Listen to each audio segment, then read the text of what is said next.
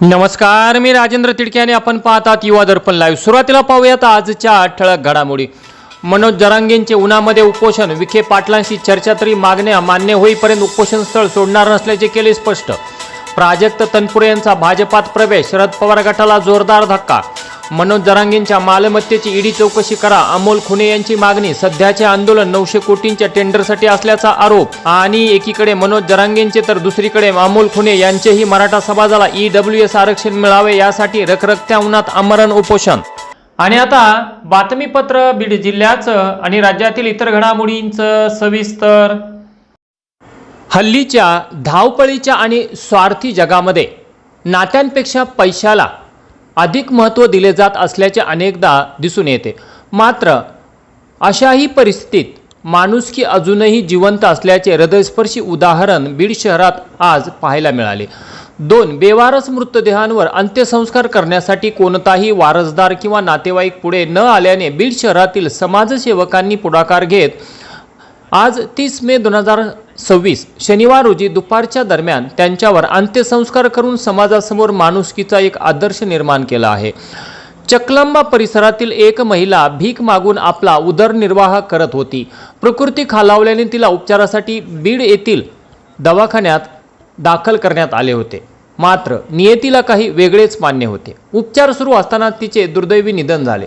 तिच्या मृत्यूनंतर अंत्यसंस्कारासाठी कुणीही नातेवाईक किंवा ओळखीचे व्यक्ती पुढे आले नाहीत। त्यामुळे तिचा मृतदेह बेवारस अवस्थेत पडून होता। याच दिवशी नेकनूर परिसरातील एका वयोवृद्ध आजोबांचेही निधन झाले होते। त्यांच्या अंत्यसंस्कारासाठीही कोणीही पुढे आले नाही। 2 मृतदेह आणि त्यांच्यावर अंत्यसंस्कार करण्यासाठी कोणीच पुढे आले नसल्याची बाब समोर येताच बीड शहरातील समाजसेवकांनी तात्काळ पुढाकार घेतला। या दोघांनाही आपल्या कुटुंबातील सदस्य समजून त्यांच्यावर पूर्णपणे धार्मिक विधींसह सन्मानपूर्वक अंत्यसंस्कार करण्यात आले। या अंत्यसंस्कारासाठी पुढाकार घेणाऱ्या समाजसेवकांमध्ये राजू वंजारे, अभिजित वैद्य, पत्रकार वैभव स्वामी, राजूभाऊ गुळभेले, विजय पंडित, डॉक्टर संजय तांदळे, गणेश माने, छाया सरोदे, किरण डोळस, सारिका गायकवाड आणि यश वंजारे यांचा समावेश होता।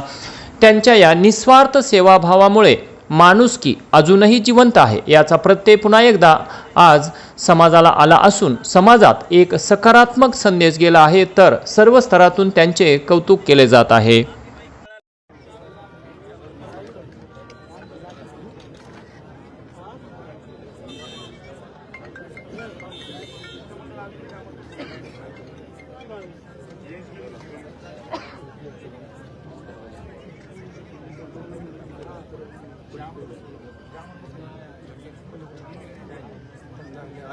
व्हीआयला आहे रेंज, व्हीआयला फुल रेंज आहे। हा नेट चालतं ना मसाजोगचे सरपंच संतोष देशमुख हत्या प्रकरणाने आता आणखी एक धक्कादायक वळण घेतले आहे। या खटल्यातील प्रमुख साक्षीदार असलेल्या दादा किणकर यांना साक्ष मागे घेण्यासाठी चक्क त्यांच्या सख्या भावानेच जीवे मारण्याची धमकी दिल्याची बाब समोर आली आहे। या प्रकरणी बीडच्या शिवाजीनगर पोलीस ठाण्यात अदखलपात्र गुन्ह्याची नोंद करण्यात आली आहे। या घटनेमुळे बीडमध्ये एकच खळबळ उडाली आहे। दादा किणकर हे मयत सरपंच संतोष देशमुख यांचे बंधू धनंजय देशमुख यांचे साडू आहेत। तसेच या प्रकरणातील एक प्रमुख साक्षीदार देखील आहेत।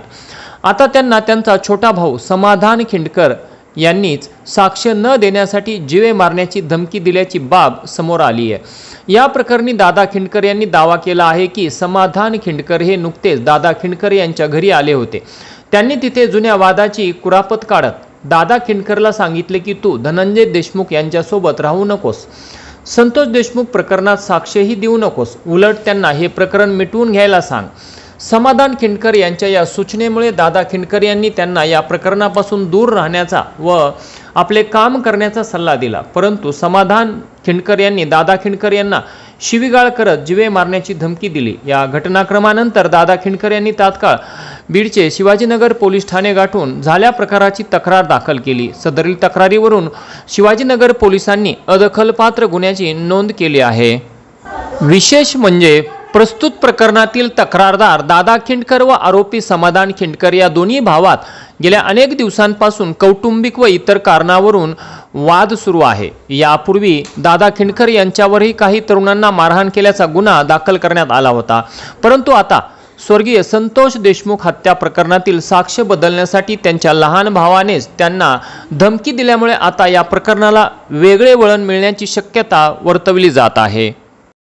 मागील काही दिवसांपासून संपत्ती व जमिनीच्या वादातून नात्याला काळीमा फासण्याच्या अनेक घटना बीड जिल्ह्यात समोर येत आहेत। दिनांक 26 मे 2026 रोजी बीड शहरातील पेठबीड भागात राहणारे वैजनाथ नामदेव गुंजाळ यांना पोटच्या मुलानेच घर नावावर करून द्या म्हणत मारहाण करत गंभीर जखमी केल्याची धक्कादायक घटना घडली असून वैजनाथ गुंजाळ यांच्या कानाला 4 टाके पडले आहेत। तर या मारहाणीत वैजनाथ गुंजाळ यांचा मुलगा कृष्णा वैजनाथ गुंजाळ, त्यांची सून ज्योती कृष्णा गुंजाळ व सख्खी मुलगी ज्योती विटेकर यांचाही सहभाग असून भांडण सोडवणारा वैजनाथ यांचा लहान मुलगा शंकर गुंजाळ व त्यांच्या धर्मपत्नी यांनाही मारहाण करण्यात आली आहे। या प्रकरणी मुलाकडून व त्याच्या पत्नी व मुलीकडून जीवितास धोका असल्याचे निवेदन वैजनाथ गुंजाळ यांनी जिल्हा पोलीस अधीक्षक श्री नवनीत कामत यांना दिले असून पेठबीड पोलीस ठाण्यात आरोपी कृष्णा वैजनाथ गुंजाळ, ज्योती कृष्णा गुंजाळ आणि ज्योती अरुण विटेकर या 3 जणांविरुद्ध गुन्हा नोंद करण्यात आला आहे। पेठबीड पोलीस ठाण्याच्या हद्दीत सारडा जिनिंग समोर वैजनाथ गुंजाळ यांचे घर असून सदरील घर त्यांचा मुलगा कृष्णा गुंजाळ व मुलगी ज्योती विटेकर यांनी नावावर करून देण्याच्या मागणीसाठी स्वतःच्या बापाला बेदम मारहाण केली। यावेळी स्वतःच्या आईलाही दोन्ही मुलांकडून व सुनेकडून मारहाण करण्यात आली। यामध्ये कृष्णा गुंजाळ याने चाकूने वार केल्याने वैजनाथ गुंजाळ यांच्या कानावर गंभीर जखम झाली असून त्यामुळे कानावर 4 टाके पडले आहेत। तर जीवे मारण्याच्या उद्देशाने कृष्णा वैजनाथ गुंजाळ यांनी हल्ला केला असल्याचा आरोप पीडित पिता वैजनाथ गुंजाळ यांनी केला आहे। गेल्या अनेक दिवसांपासून घर नावावर करून देण्याच्या धमक्या मुलगा कृष्णा गुंजाळ व मुलगी ज्योती विटेकर यांच्याकडून दिल्या जात होत्या। तर दिनांक 25 मे रोजी याच कारणावरून वैजनाथ गुंजाळ यांचा लहाना मुलगा शंकर वैजनाथ गुंजाळ यास मारहाण करण्यात आली आणि दुसऱ्या दिवशी म्हणजेच दिनांक 26 मे 2026 रोजी वडिलांवर जीवघेणा हल्ला करण्यात आला। दरम्यान आपल्या जन्मदात्या आई वडिलांवर प्राणघातक हल्ला करणाऱ्या नराधम मुलाला वाचवण्यासाठी त्याच परिसरातील काही राजकीय व्यक्ती आपली शक्तीपणाला लावत आहेत असा गंभीर आरोप देखील वैजनाथ गुंजाळ यांनी केला आहे। वैजनाथ गुंजाळ यांच्यावर सध्या बीड जिल्हा रुग्णालयात उपचार सुरू असून या कलियुगात पैशासाठी व संपत्तीसाठी पोटचा मुलगा आणि मुलगी जन्मदात्यांचे वैरी झाल्याचे उदाहरण म्हणजेच ही घटना होय। दरम्यान या घटनेने सर्वत्र संताप व्यक्त केला जात आहे। आणि याचबरोबर आजचं बातमीपत्र संपलं। उद्या पुन्हा भेटू काही नव्या आणि ताज्या घडामोडींसह। तोपर्यंत पाहत राहा युवा दर्पण लाईव्ह चॅनल, लाईक करा, सबस्क्राईब करा आणि खाली दिलेल्या बेल आयकॉनला प्रेस करा। तोपर्यंत नमस्कार।